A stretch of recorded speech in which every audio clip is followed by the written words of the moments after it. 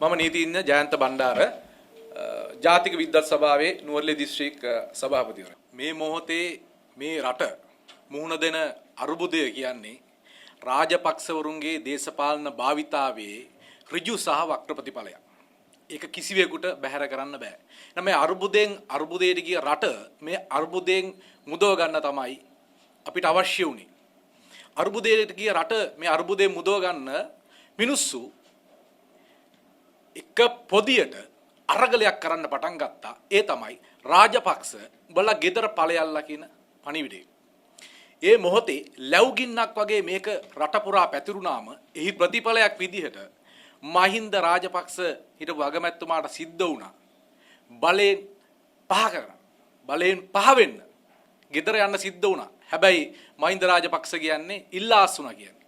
නෑ ඒක හරියට ලොකු තර්ජනයක් ලොකු බියක් ලොකු තැතිගැනීමක් ඇති වුණාම කෙනෙකුට මල මූත්‍රා යන්න පුළුවන්. ඒ වගේ සිද්ධියක් තමයි මහින්ද රාජපක්ෂ මේ බලයෙන් පහ වෙන්න බලපෑවේ සිද්ධ වුණේ ඒ ක්‍රියාවලිය.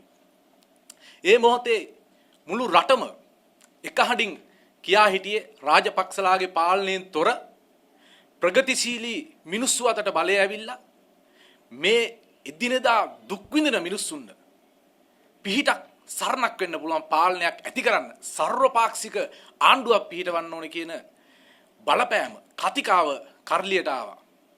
ඒ මාතෘකාව විශේෂයෙන්ම ආණ්ඩු පක්ෂයේ හිටපු ප්‍රගතිශීලී පිරිස් ආණ්ඩුවෙන් ඉවත් වෙච්ච ප්‍රගතිශීලී පිරිස් විපක්ෂයේ හිටපු සෑම පක්ෂයක් නියෝජනය කරන නායක කාරකාදී මේ කතිකාවේ හිටියා. මෙහෙම ඉන්න අතරතුරදී මේ රට අරුබුදයෙන් මුද ගන්නව වෙනුවට ජනාධිපතිතුමා අලුත් අගමැති කෙනෙක්ව කුලවද්දා ගත්තා. මම දකින්නේ අලුත් අගමැතිගේ පත්වීම ජනාධිපතිට තියෙන බලතල ප්‍රකාරව කුලවද්දා ගැනීමක් හැටියට. ඒ නිසා මේ අගමැති මේ ජනාධිපති මේ අරුබුදයට පිළියම් හොයනවා වෙනුවට අරුබුදයට ගියපු රාජපක්ෂ පවුල නැවත කොහොමද තමන්ගේ නැතිවෙච්ච බලය ස්ථාපිත කරගන්නේ කියන ඒ මහ කූප්‍රකට දේශපාලන ක්‍රියාවලිය වෙනුවෙන් තමන්ගේ සැලසුම් වෙනස් කරමින් පවතිනවා දිනෙන් දින කියන එක අපිට පේනවා. ඒක එකක් තමයි බැසිල් රාජපක්ෂ මේ බලයෙන් ඉවත් වෙන්නේ. ඒ නිසා පිටරටවල් වල අර අරුබුදයට යන්න අරුබුදයෙන් බේර ගන්න ස්ටිමුලස් පැකේජ් උත්තේජන පැකේජ් වගේ දේවල් භාවිත කරා ඒ මිනිස්සු බේර ගන්න. දැන් මෙතන මේ කූප්‍රකට පාලන තන්ත්‍රය අද රාජපක්ෂවරුන් සහ මේ අරගලේ ප්‍රතිඵලයක් විදියට විනාශයටපත් වෙච්ච දේශපාලන තන්ත්‍රය නැවත සජීවී වෙන්න ක්‍රියාත්මක වෙන්න සක්‍රිය වෙන්න දරන උත්සාහයක් මම දකිනවා. මට මේ මොහොතේ මතක් වෙන එක දෙයක්. ඒක තමයි මේ පංචතන්ත්‍රයේ සඳහන් කරලා තියෙනවා ලැබුගින්නක් ඇති වූ කල මහා වෘක්ෂවල කඳන් දැවි අලු වී ගොස් විනාශ වෙනවා කියලා. මම හිතන්නේ අරගලේ කියන ලැබුගින්නෙන් රාජපක්ෂවරුන්ගේ කඳන් සුණු විසුණු වුණා දැවි පිච්චි අලු වී ගියා. හැබැයි මේකේ මුලක් ඉතුරු වුණා. ඒ තමයි ගෝඨාභය රාජපක්ෂ. හැබැයි පංචතන්ත්‍රයේ සඳහන් වෙනවා ගම් වතුරක් ගැලූ කල මුල්ද ඉදිරි ගොස් සියල්ල විනාශ වෙනවා කියලා. ඒ නිසා ඒ අරගලේ ඊළඟට එන්න තිබුණු දවන්ත පීඩනය තමයි ගෝඨාභය රාජපක්ෂට ගෙදර යන්න වෙන ඒ දවන්ත මහා ජන සන්නිපාතයේ මහා ජන ගඟ මහා දවන්ත ගම් වතුර තමයි ගලන්න නියමිතව තිබුණේ. ඒ ගම් වතුරෙන් තමයි ඒ මුළුත් ගැලවිලා යන ගම් වතුරෙන් තමයි ගෝඨාභය රාජපක්ෂව මේ කුලවාදාගත් අගමැති විසින් මොව බේරගත්ත මේ මොහොතේ. හැබැයි අපි එකක් මතක් කරන ආණ්ඩුවට ඒ තමයි ගම් වතුර කාලේට වේලි බඳින්න යන්න එපා. ඒක කරන්න බෑ. ගම් වතුරට වේලි බඳින්න යන්න එපා. ඒ නිසා මේ අරුබුදේ තේරුම් ගන්න මේ අරුබුදට විසඳුම් දෙන්න. ඔබට විසඳුමක් නැහැ මේ මොහොතේ. අනිත් එක ඔබ බලන්න විශේෂයෙන් මේ රටේ 60ක් පමණ ඉන්නේ අසංවිධිත ආර්ථිකයක් තුල. මේ අවිධිමත් ආර්ථිකයක් තුල 60ක් පමණ මිනිස්සු ජීවත් වෙන්නේ. ඒ නිසා මේ මිනිස්සු අද ජීවත් වෙන්න විදිහක් නැහැ. හැඬුව කඳුලින් ඉන්නේ. ඇත්තම කියනවනම් අපිට බැලු බැලමට පේන එක දෙයක් තමයි මිනිස්සු කොච්චර කල්පනාකාරීව ඉන්නවද කියලා කිව්වොත් හැම මොහොතෙම Taman හිතන්නේ මොකද්ද? මොනවද වෙන්නේ කියලා. කෙනෙක් තව කෙනෙකුට මුණ ගැහුනම කතා වෙන්නේ මොනවද වෙන්නේ කියලා අහන්නේ. අර අනිච්චානුගයක හිතන්නේ නැතුව හුස්ම ගන්න නිසා මිනිස්සු මේ මොහොතේ ජීවත් වෙනවා. හිතලා හුස්ම ගන්න උනා නම් මිනිස්සු මේ මොහොතේ මැරෙනවා. මොකද හුස්ම ගන්නවත් මිනිස්සුන් හිතන්න වෙලාවක් නැහැ. ඒ තරම් මේ බඩගින්න දැනෙනවා. කුසගින්න දැනෙනවා. ජීවන බර අහස උසට මේක දරා ගන්න බෑ තවදුරටත් මිනිස්සුන්ට. ඒ නිසා ලෝකයේ අසමත් රාජ්‍ය බවට අද සලකුණු කරලා ඉවරයි රාජපක්ෂ පාලන තන්ත්‍රය. තවදුරටත් මේ පාලන තන්ත්‍රයට යන්න බෑ. ජාතික විද්වත් සභාව වගේ මේ සිවිල් සංවිධාන මෙහි මොහොතේ පෙරමුණ අරන් තිනවා. අනිත් කාරණේ තමයි මේ වගේ අර්බුදයක් ආවම පාලන තන්ත්‍රය දැනගන්න ඕන ආර්ථික විශේෂඥයන්ගේ ආර්ථික විශ්ලේෂකයන්ගේ මේ අර්බුද විසඳන්න පුළුවන් දැනුම තියෙන පරිචයක් තියෙන මිනිස්සු සහභාගී කරගන්නව වෙනුවට අද කූප්‍රකට ව්‍යාපාරිකයන් මේ පාලන තන්ත්‍රේ බාර දෙනවා. කොරෝනා ආපු දවසේ ඉඳලා මේ දක්වා ව්‍යාපාර කඩා වැටිද්දි කඩා වැටෙන ආර්ථිකයක් තුල රාජ්‍ය තන්ත්‍රයේ සහභාගීත්වය සහ උදව් උපකාර ඇතුව මහා ධනස්කන්ධයක් එකතු කරගත්තු කූප්‍රකට ව්‍යාපාරිකයන් අද පාර්ලිමේන්තුවට ගෙනලා මැති ඇමතිකම් ලබා දෙනවා. ඒ නිසා අද මිනිස්සු කතා කරනවා ඇයි ජනාධිපතිවරණ තියන්නේ ඇයි මහා මැතිවරණ තියන්නේ කියලා. මොකද ජනමතයට පයින් ගහනවා. ජන රජයක් කියන්නේ රිපබ්ලික්. ජන රජයක් කියන්නේ ජනතාව තමයි දෙන්නේ බලය. ඒ නිසා තමයි ජන රජයක් කියන්නේ. මේක අයිති ජනතාවට. හැබැයි ජනතාවගේ අද මතය 69 ලක්ෂෙත් 55 ලක්ෂෙත් 3-4 ලක්ෂෙත් අද ජනමතයේ මංකොල්ල කන අමුයි. මෙහෙම කරන්න අයිතියක් නැහැ. රටේ ජනාධිපතිටවත් අගමැති කෙනෙකුටවත් කිසිම කෙනෙකුට මෙහෙම කරන්න අයිතියක් නැහැ. මොකද මේ ජනතාව සතු බලය. ඒ නිසා අපි අවසාන වලට මතක් කරනවා රාජපක්ෂ පවුලටත් කුලවදාගත් අගමැතිතුමාටත් කරුණා කරලා මිනිස්සුන්ගේ ප්‍රශ්න විසඳන්න ඉදිරියට ඇවිල්ලා පෙරමුණ ගන්න. එහෙම නැත්නම් ඔබට තව එක විකල්පයයි තියෙන්නේ. අරගලේ ලැබුගින්න දෙගුණ තෙගුණ වෙලා මහා ජන ගඟක් බවට පත්වලා මේ රට විනාශ වෙන තත්ත්වයට අද යන්න එපා. අනිත් එක අර කතාවක් තියෙනවා ඌරෝ කැකුණ තලද්දි රබන් කුකුලන්ට රජ මගුල් කියලා. ඒ වගේ අද ආදරණීය අපේ රටවැසියන්ට මතක් කරනවා ඔබ බොහොම සංවේදී වෙන්න ඔබ බොහොම විමසිල්ලෙන් ඉන්න. ඒ තමයි අද පෙට්‍රල් පෝලිං වල වෙනත් තැන්වලදී අපි කවදාවත් බලාපොරොත්තු නොවන විදිහේ ගැටුම් ඇති වෙනවා. පොලිසිය සහ හමුදාව අතර ගැටුම් ඇති වෙනවා. සිවිල් මිනිස්සුව සහ හමුදාව අතර පොලිසිය අතර ගැටුම් ඇති වෙනවා. සිවිල් මිනිස්සු අතර ගැටුම් ඇති වෙනවා. මේ ගැටුම් වල අවසානය ඵලය නෙලාගන්නේ ආණ්ඩුව. අද ඒ තත්ත්වෙට මේ රට අරාජික කරනවා හිතාමතාම. අද පාතාල කණ්ඩායම් හිස ඔසවනවා කියලා. අද පෙට්‍රල් සෙට් එකකට මිනිස්සුන්ට යන්න තරම් අයිතියක් නැති වෙලා තියෙනවා. ඒ තිබුණු නිදහස නැති වෙලා තියෙනවා. ඒ නිසා මේ ගැන විමසිල්ලෙන් ඉන්න ඕනේ. රටේ පුරවැසියෝ විදියට මේ රාජ්‍ය තන්ත්‍රය මෙහෙවන කූප්‍රකට ව්‍යාපාරිකයෝ සහ මේ කූප්‍රකට පාලන පැලැන්තියට අවශ්‍ය වෙන මේ රට මෙහෙවන්න අපිට ඉඩ දෙන්න බෑ.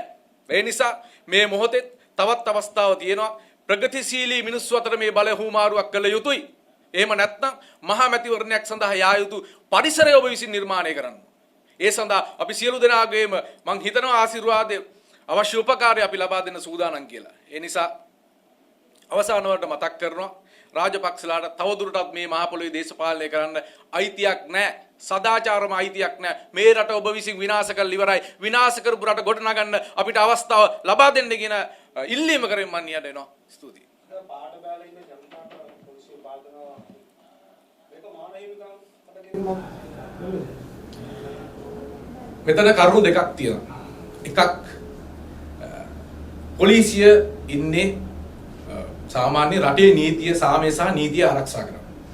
හැබැයි පොලිස් නිලධාරියෙක් ඉදිරියේ යම් ක්‍රියාවක් සිද්ධ වෙනවා නම් පොලිසියට උපදෙස් දීලා තියෙන්නේ, ඔවුන්ව පුහුණු කරලා දීලා තියෙන්නේ ඒ කඩ වෙන නීතියට සාපේක්ෂව ඒ මිනිස්සුන් එරෙහිව ක්‍රියාමාර්ග ගන්න. ඒක අපි පිළිගත යුතුයි. එහෙම නොවුනොත් රටක් පවත්වාගෙන යන්න බෑ.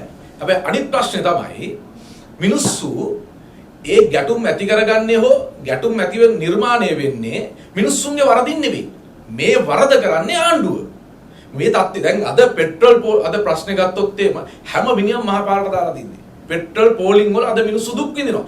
ආණ්ඩුවට බැරි වුණා අඩුම තරමේ මේ පෙට්‍රල් ඩීසල් මේ ඉන්ධන බෙදා හරින ක්‍රමවේදයක් හදන්න බැරි වුණා. අද උදාහරණයකට තව කාරණයක්. දැන් අපි අධ්‍යාපනය ගත්තත් ওই ප්‍රශ්නේ එනවා. කොරෝනා ආපු මුල් සමයේම අධ්‍යාපනය ඔන්ලයින් ක්‍රමයේ ඔස්සේ කරන්න පටන් ගත්තා. ඊට පස්සේ කොරෝනා ව්‍යසනයේ අඩු වුණාට පස්සේ නැවත පාසල් යන්න පටන් ගත්තා. නැවත මේ ඉන්ධන අර්බුදය ආවට පස්සේ නැවත මේ වගේ ව්‍යසනයක් පටන් ගත්තා. නමුත් මේ වෙනතෙක්වත් මේ එකකටවත් ආණ්ඩුවට විසඳුම් නැහැ. ඒක තමයි තියෙන ගැටලුව. ඒ නිසා අපි ප්‍රවේශම් වෙන්න ඕනේ. පොලිසිය සහ අපි අතර ගැටුමක් යනවා වෙනුවට පුළුවන් තරම් මේ ගැටුම අවම කරගන්න මේ පීඩනය අපි ආණ්ඩුවට දෙන්න ඕනේ කියන කාරණේ තමයි මම විශ්වාස කරන්නේ. අපි අරාජිතයේ ඉන්න අවස්ථාවේ මොනකම වේදන් දරාගෙන ඡන්දයකට විකුත් රට ස්ථාවරත්වය ලබා ගන්න බැහැ. මේ මොහොතේ මම දකින විදිහට විකල්ප දෙකයි තියෙන්නේ. එක විකල්පයක් තමයි මේ කොළවත් දාගත්ත අගමැතිතුමයි මේ ජනාධිපතිතුමයි මේ කැබිනට් මණ්ඩල මිනිස්සු පිළිගන්නේ නැහැ. ඒ මිනිස්සු පිළිගන්න ඕනේ රටේ පාලකයෝ විදියට. මිනිස්සු මේ පාලනය පිළිගන්නේ නැත්තම් රට ස්ථාවර වෙන්නේ නැහැ. ජාත්‍යන්තරයේ ඒක හොඳට දන්නවා. ජාත්‍යන්තරයට ඒක හොඳට පේනවා. ඒ නිසා මේ මොහොතේ තියෙන එක විකල්පය තමයි කො සාර්වපාක්ෂික ආණ්ඩුවක් අපි සාදාගත යුතුයි.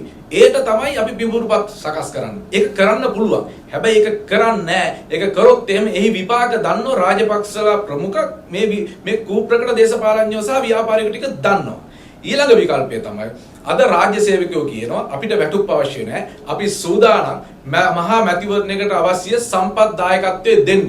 අපි සිවිල් පුරවැසිය විදිහට අපි උනත් යම් මුදලක් එකතු කරන්නේ නම් පුද්ගලිකව මම සූදානම් මහා මැතිවරණයක් වෙනුවෙන් මගේ අතේ තියෙන ධනෙ යම් කිසි ප්‍රමාණයක් ආණ්ඩුවට දෙන්න. ඕනනම් අපිට යෝජනාවක් කරන්න පුළුවන් ආණ්ඩුවට ඔබට මැතිවරණයකට මුදල් නැත්තම් අපි හිතමු සාමාන්‍යයෙන් අවශ්‍ය කෝටි 800ක් යනවා කියලා. ඔබ එක අපි ව්‍යාපාරයක් පටන් ගමු. මුදල් එකතු කරලා දෙන්න. මං හිතනවා මිනිස්සු ඒකට බොහොම කැමැත්තෙන් දායක වෙයි කියලා. මොකද මේ වගේ ඩීසල් පෙට්‍රල් මේ පෝලිං වල මිනිස්සු දුක් විඳිනවා. රුපියල් 125ට 150ට ගත්ත පෙට්‍රල් බෝතලේ පෙට්‍රල් ලීටර එක අද රුපියල් 400ට 500ට ගන්න තත්ත්වෙට පත් වෙලා තියෙන මිනිස්සු. මිනිස්සු දස ගණන් නිකන් මිනිස්සු මුදල් නාස්ති කරනවා. ඒ නිසා පුද්ගලිකව අපි මං හිතනවා ගොඩක් අය සූදානම් වෙයි. අවශ්‍ය නම් මුදල් එකතු කරලා දෙන්න පුළුවන් ආණ්ඩුවට. කිසි ගැටලුවක් නැහැ අපිට මහමැතිවරණයට යන්න පුළුවන්. එහෙම ගියොත් නිසි ජනමතයේ ප්‍රකාශ වේ පාර්ලිමේන්තුව තුළ එහි ප්‍රතිඵලයක් විදියට මම හිතනවා මේ ප්‍රශ්න निराකරණය කරගන්න අපිට අවස්ථාවක් ලැබෙයි කියලා. ධම්මික පෙරේරාගේ ආගමන ගැන මුතුමන් කරනවා. මෙතන කරුණු දෙකක් තියෙනවා. දැන් අපි මැතිවරණයකට යනකොට මේ මැතිවරණයේදී අපි කැමැත්ත උරගා බලනවා. මේක තමයි ඡන්දය කියන්නේ. මිනිස්සුගේ කැමැත්ත මැතිවරණ නිදහස් සාධාරණ මැතිවරණ.